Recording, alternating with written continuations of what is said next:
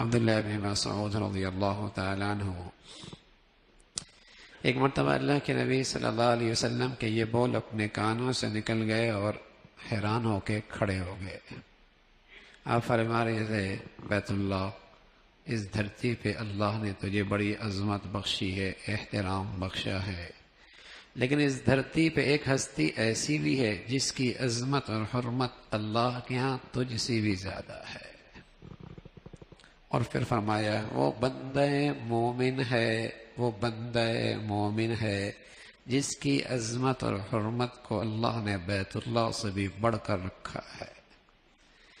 کوئی بدنصیب آدمی ہتھیار لے کر، فوج لے کر لشکر کشی بیت اللہ پہ کرے تو بتاؤ ایک مسلمان کمزور سے کمزور ایمان والا بھی اس کے بارے میں کیا ذہن رکھے گا؟ اس کے مقابلے پہ آئے گا، اس کے مقابلے پہ جان کی بازی لگا دے گا۔ بیت اللہ ڈھانے جا رہا ہے، اور زبان کی اس بے احتیاطی سے بس اوقات ہم صبح شام بیت اللہ کو ڈھاتے رہتے ہیں، اللہ کے بندوں کی عزت نفس مجروح کرتے رہتے ہیں۔ اس طرف توجہ نہیں ہوتی کہ زبان کے یہ بول کیا نکال رہے ہیں، کیا زبان سے بول رہا ہے۔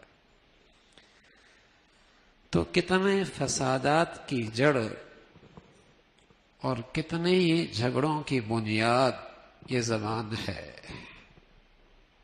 یہ زبان ہے۔ بول دیا، جب تک نہیں بولا تھا تو اس کے ہاتھ میں لگام تھی، لیکن جب وہ بول دیا تو اب تیر تو کمان سے نکل گیا، واپس تو نہیں آ سکتا۔